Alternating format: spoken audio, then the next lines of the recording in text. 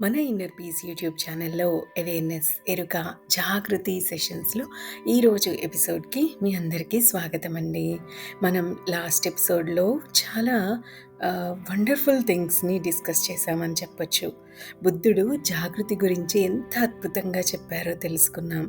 మనం యంత్రంలాగా పనులు చేస్తున్నామా అని చెక్ చేసుకోవడం కూడా మనం చేయాలి. ఎప్పుడు మనం ఏం చేసినా, మంచి పనులు చేసినా కూడా తప్పే అవుతుంది అని మనం లాస్ట్ ఎపిసోడ్లో తెలుసుకున్నాం. అహంకారం అనేది మాయమైనప్పుడు జరిగేవి ఏమిటి అని కూడా మనకిప్పుడు తెలుసు. పుణ్యాలు కూడా పాపాలుగా మారతాయి ఎప్పుడు, ఎందుకు అన్న విషయం కూడా మనకిప్పుడు తెలుసు. జాగృతిలో జీవించడం అంటే అసలు ఏమిటి అని కూడా మనం చక్కగా డిస్కస్ చేసుకున్నాం. మనం చేసే ప్రతి పని కరెక్ట్గా ఉండాలంటే మనం ఎలా ఉండాలి అని కూడా మనకిప్పుడు తెలుసు. తక్షణం అనే పదాన్ని మనం మర్చిపోకూడదు అని చెప్పుకున్నాం. దానికి ఒక ఎగ్జాంపుల్ కూడా చెప్పుకున్నాం కదా. మార్నింగ్ వాకింగ్కి వెళ్ళినప్పుడు, ఇంకా లైటింగ్ కూడా రానప్పుడు, మన దారిలో మనకి అడ్డంగా సడన్గా ఒక పాము కనిపిస్తే అక్కడ మనకి ఆలోచించడానికి, నిర్ణయం తీసుకోవడానికి సమయం అనేది లేదు. సో తక్షణమే ఇమీడియట్గా మనం ఏం చేస్తాం, ఒక్క జంప్ చేసేస్తాం, అవునా? అయితే అలా దాని గురించి ఆలోచించి మనం ఆ పని చెయ్యము. నిజానికి ఆ పని మనం చెయ్యలేదు, అది అలా జరుగుతుంది, అవునా? సో ఆ పాము, మన మరణ అపాయము, మన భయము, మన జీవితాన్ని కాపాడుకునే ప్రయత్నం, ఇలా ఎన్నో విషయాలు దాని చుట్టూ ఉంటాయి. ఆ మొత్తం పరిస్థితి ఆ పనికి కారణమైంది. కానీ మనం కేవలం ఒక పరిస్థితుల మధ్యలో ఒక దారిలాగా ఒక గెంతుతామంతే. దీన్నే మతపరంగా చెప్పాలంటే ఏం చెప్పచ్చు అనుకున్నాము, మనం ద్వారా దేవుడే అలా చేశాడు అని చెప్పచ్చు అనుకున్నాం. ఇది ఇలా మనం తక్షణం ఇమీడియట్గా ఆ క్షణంలో డెసిషన్ తీసుకోవడం, నిర్ణయాలు తీసుకోవడం అనేది మనం అవేర్గా ఉన్నప్పుడు మన ఉనికిలో నుండి, మన సెంటర్ పాయింట్లో నుండి, ఆ నిశ్శబ్ద స్థితిలో నుండి మనం చేయాల్సిన యాక్షన్ అనేది బయటకు వస్తుంది. సో అది ఎప్పుడు కరెక్ట్గా ఉంటుంది. సో ఇలా ఎప్పుడు అవేర్గా ఉంటూ ఆ క్షణంలో మరణించడం, నెక్స్ట్ క్షణంలో మనం మళ్ళీ జీవించడం, ఇలా ప్రతి క్షణాన్ని మనం అవేర్గా మనం జీవిస్తూ ఉన్నప్పుడు మనం ఏ పని చేసినా ఆ నిశ్శబ్దతలో నుంచి, ఆ ఉనికిలో నుంచి మనం చేస్తాం కాబట్టి అది పర్ఫెక్ట్గా ఉంటుంది. సో ఇలా ఉండటమే సుగుణం అని కూడా అనుకున్నాం. సో మనం చేసే పని గురించి మనం అలా చేస్తున్నప్పుడు ఎప్పటికీ కూడా మనం పశ్చాత్తాపపడం. ఇది నిజంగా ఒక స్వేచ్ఛనిచ్చే ప్రాసెస్సే కదా. సో ఒకసారి ఇది జరిగింది అంటే అది ముగిసినట్లే. మళ్ళీ మనం మన నెక్స్ట్ పని చేయడానికి మనకి ఫుల్ ఫ్రీడమ్ అనేది వచ్చేస్తుంది. సో మనం ఆ జరిగిపోయిన పనిని మన బుర్రలో క్యారీ చేయము. మన మానసిక జ్ఞాపకంలో అది ఒక భాగంగా మారిపోదు. అది మనలో ఎలాంటి గాయాన్ని కూడా మిగల్చదు. సో ఇది ఎంత స్వతహాగా ఉంటుంది అంటే అది ఎలాంటి జాడలను వదలదు. మన గతంకి రిలేటెడ్గా ఏ జ్ఞాపకాన్ని ఉంచదు. ఇలాంటి క్రియ ఎప్పటికీ ఒక కర్మగా మారదు. సో ఈ పని అంటే ఇలా పని చేయడం మనపై ఎప్పటికీ ఎలాంటి గీతని, గుర్తుని వదిలిపెట్టదు. కర్మ అయ్యే పని నిజానికి ఓ క్రియ కాదు, కానీ అది ఒక ప్రతిక్రియ అవుతుంది, రియాక్షన్ అవుతుంది. సో ఆ ప్రతిక్రియ గతంలో నుంచి, జ్ఞాపకంలో నుంచి, ఆలోచించడంలో నుంచి వస్తుంది. ఈ విషయం మనం డిస్కస్ చేసుకున్నాం మన ప్రీవియస్ ఎపిసోడ్స్‌లో. మనం అవేర్‌గా లేనప్పుడు మాత్రమే మనం ప్రతిక్రియ చేస్తాం.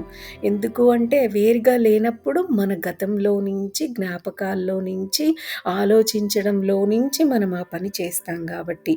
సో, మనం అక్కడ నిర్ణయించే వారిగా ఉంటాం. మనం అక్కడ సెలెక్ట్ చేసుకునే వాళ్ళగా ఉంటాం. అది జాగృతి లేకుండా ఉన్నప్పుడే జరుగుతుంది. అది జాగృతి లేకుండా ఉండటం అంతే. అప్పుడు అది అంతా కూడా పాపమే అవుతుంది కదా! ఏది పాపం అనుకున్నాం? జాగృతిగా లేకుండా ఉండటమే పాపం, జాగృతిగా ఉండటమే పుణ్యం అనుకున్నాం కదా! సో, జాగృతి లేకుండా మనం ఏ పని చేసినా, మంచి కార్యం చేసినా అది తప్పిదమే అవుతుంది అని కూడా చెప్పుకున్నాం కదా మనం. సో, ఆ విధంగా అన్నమాట. సో, ఇక్కడ ఓషో అంటారు, "నా మొత్తం సమాచార సమీక్ష ఏమిటి అంటే, మీకు ఒక ఎరుక కావాలి, కానీ ఒక గుణం కాదు. అక్కడ గుణంతో ఎటువంటి సంబంధం లేదు. మీకు ఎరుక అనేది కావాలి అంతే." సో, ఎరుక వాస్తవమైన విషయం. గుణం అన్నది అబద్ధపు తత్వం. చైతన్యం లేని వారికే ఈ గుణం కావాలి. కాన్షియస్‌గా, అవేర్‌గా, ఎరుకతో, జాగృతిలో లేని వారికే ఒక గుణం కావాలి. ఫలానా వాడా ఎట్టి పరిస్థితుల్లో అయినా అతని దగ్గరికెళ్తే అతను హెల్ప్ చేస్తాడు అని అతనికి ఒక ముద్ర పడిపోయిందనుకోండి. అతను మంచివాడు అన్న ముద్ర వేయించేసుకున్నాడు. ఇంకా అతని గుణం మంచివాడు అలాగే ఉండాలి. అక్కడ పరిస్థితిలో అతనికి ఆ పని చెయ్యాలనిపించకపోయినా ఆ గుణం కోసం అతను ఆ స్టాంప్ పడిపోయింది కదా అతనికి. సో, దాన్ని మెయింటైన్ చేయడం కోసం అతను ఆ పని లోపల ఇష్టం లేకపోయినా చేస్తూ ఉంటాడనమాట.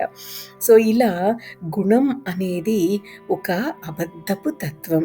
చైతన్యం లేని వారికి మాత్రమే ఈ గుణం అనేది కావాలి. ఒకవేళ మనకు కళ్ళు ఉంటే మన దారి వెతుక్కోవడానికి మనకి చేతికర్ర ఏం అక్కర్లేదు కదా! ఒకవేళ మనం చూడగలిగితే మనం ఇంకొకరిని తలుపు ఎక్కడ ఉంది అని అడగలేం కదా! మనకు కనిపిస్తుంది తలుపు ఎక్కడుందో మనం డైరెక్ట్‌గా వెళ్ళి ఓపెన్ చేసుకుంటాం. సో, జనాలు స్మృతి తప్పిన స్థితిలో ఉన్నారు కాబట్టి వాళ్ళకి ఒక గుణం అనేది కావాలి.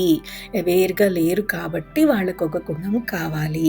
ఆ గుణం కేవలం సంఘర్షణ లేకుండా ఈజీగా జీవితం సాగించడానికి ఒక కిటుకులాగా వాళ్ళకి పనిచేస్తుంది. ఎవరికి? జాగృతి లేని వాళ్ళకి. అది మన జీవితం సరళంగా, మృదువుగా జరిగేందుకు సాయం చేస్తుంది. జార్జ్ గుర్జిఫ్ గుణం ఒక బఫర్ లాంటిది అని అనేవాళ్ళు. ఈ బఫర్స్ రైలు బళ్ళల్లో వాడతారు. ఈ బఫర్స్ అంటే 2 రైలు పెట్టెల మధ్య కుదుపులు రాకుండా పెట్టే మెత్తలు లాంటివనమాట. సో, ఒకవేళ ఏదైనా జరిగితే ఈ బఫర్స్ రైలు పెట్టెలు ఒకదానిని మరొకటి గుద్దుకోకుండా నివారిస్తూ ఉంటాయి. లేక ఇవి స్ప్రింగుల్లాంటివి అని కూడా అనొచ్చు. కారుల్లో ఈ స్ప్రింగులు అంటే ఇనుప చుట్టలు ఆ కుదుపుల్ని లాగేసుకుంటూ ఉంటాయన్నమాట. సో, వాటిని ఏమంటాము మనం కారులో వీటిని షాక్ అబ్జార్బర్స్ అని అంటాం. అదే గుణం అంటే. గుణం లేక లక్షణం లేక నడత అన్నది ఒకే అర్థాన్నిస్తుంది. జనాలకి అణకువగా ఉండమని చెప్తూ ఉంటారు.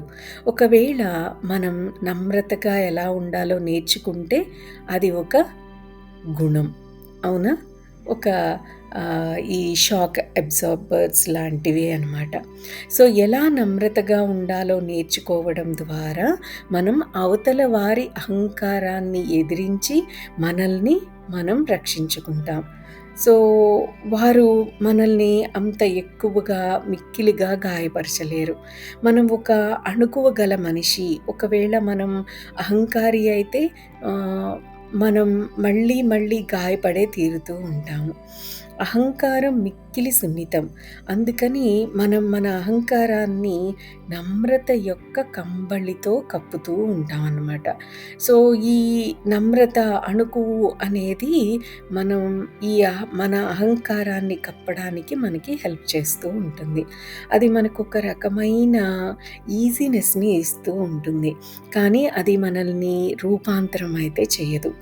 సో, ఇక్కడ ఓషో పని అంతా రూపాంతరం చేయడంతోనే ఉంటుంది కదా! ఇది ఒక రసవాదమైన శిక్షణాలయం ఓషోది.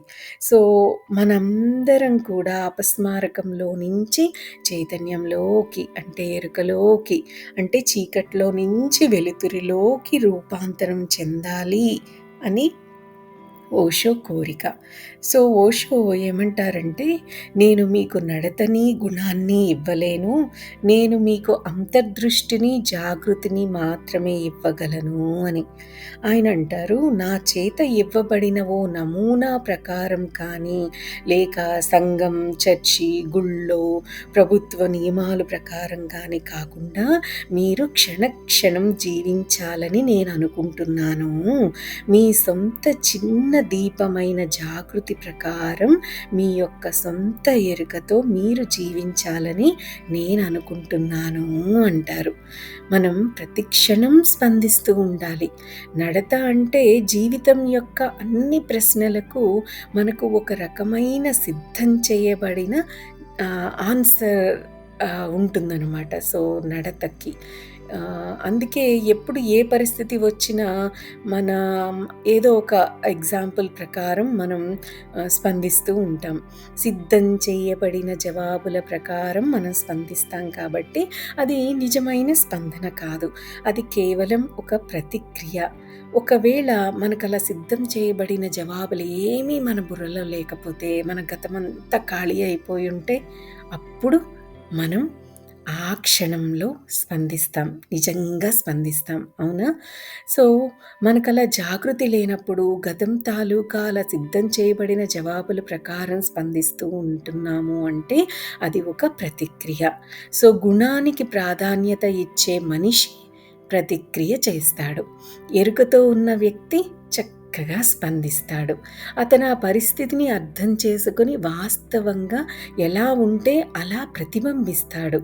ఆ ప్రతిబింబం నుంచి అతను పనిచేస్తాడు.